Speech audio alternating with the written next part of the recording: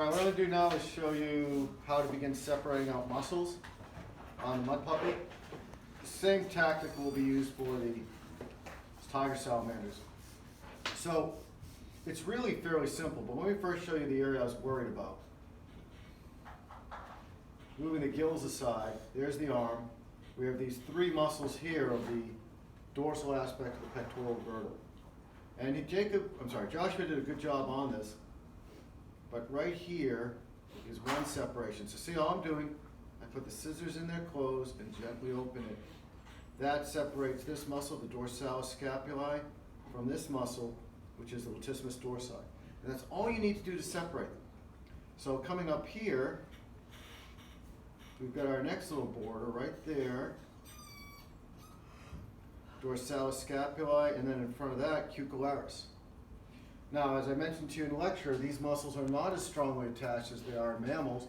You think about your rat, and the latissimus dorsi was all the way up here on the vertebra. But here's where it ends on the mud puppy. It attaches to the fascia of the dorsalis trunci, which is why I have to be so careful removing the skin from that area. So those are three of the muscles. Now on the arm itself, that's pretty straightforward. We only have three muscles. So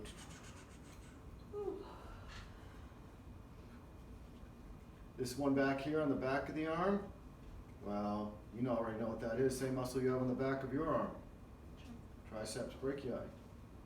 Humeral antebrachialis, which is homologous to what muscle in yourself? Biceps brachii, good. And then the one that's in the armpit here, coracobrachialis. On the chest, whoops, we got a little skin here.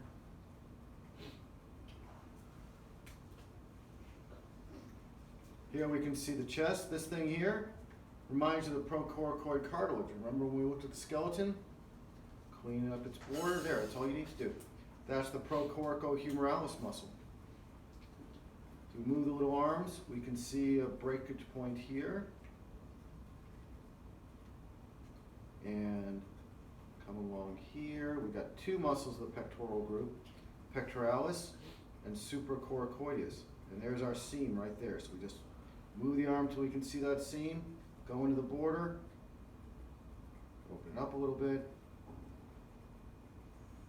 And now when you put it back down, you can see that more easily. But the supracoracoideus looks like and sits on the coracoid plate. The rest of this is rectus cervicus. Now the hardest muscles really to differentiate are here. There are two muscles on the underside of the head. And here's our cleavage point right there. We've got the intermandibularis and the interhyoideus. You'll notice the fiber pattern is oblique in the intermandibularis, but more transverse in the hyoideus.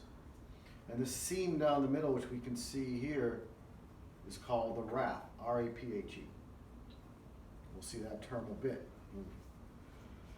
All right, on top of the head, we've got the mandibular depressor,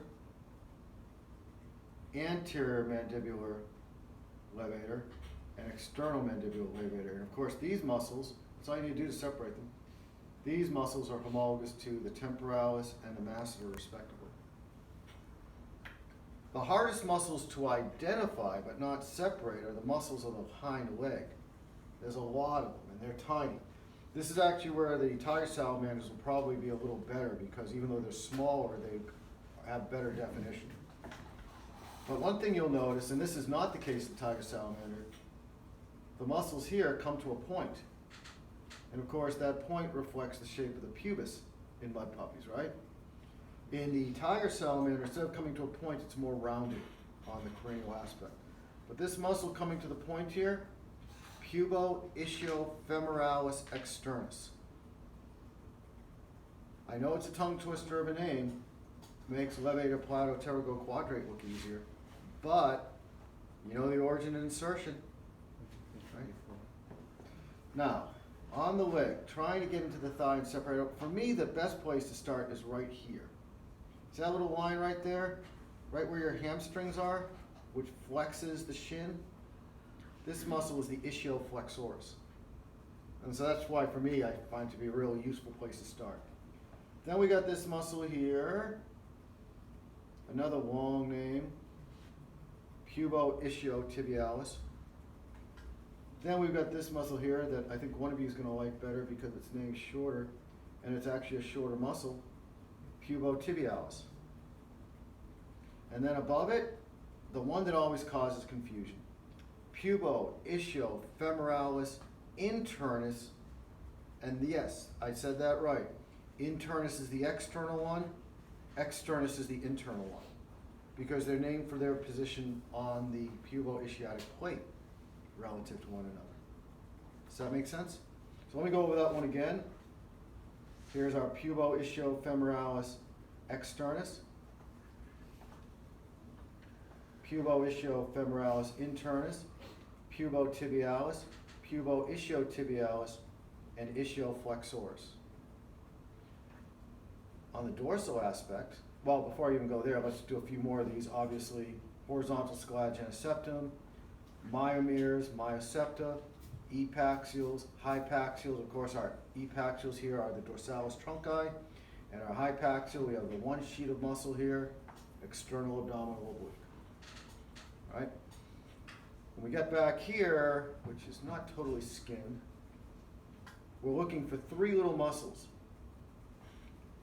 And they're kind of hard to keep straight, but look at this muscle here, which isn't one of the ones we're looking for.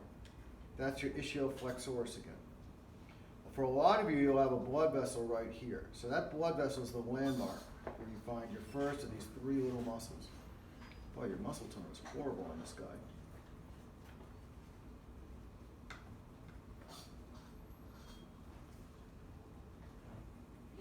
This muscle here, iliotibialis. Then we got in front of it, ilioextensoris. And then in front of that, iliofibularis. So it goes TEF, or if you want, FET. Iliofibularis, ilioextensoris, iliotibialis. All right?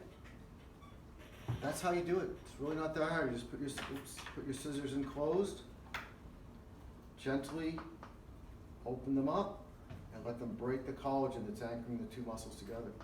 And then you can see those borders a lot more easily. And then that helps you with studying. And so really at this point, it's not just dissecting out muscles, it's learning them. Same thing will be true when we get to the shark. You'll also notice the same thing will be true when you're working on the rat later on. You're going to think you got the dissections done, and then you go to identify things, you're like, oh crap, I can't see this very well. So a lot of times your first run through on the studying, you're using your dissecting equipment, and you're fine tuning your dissections as you go.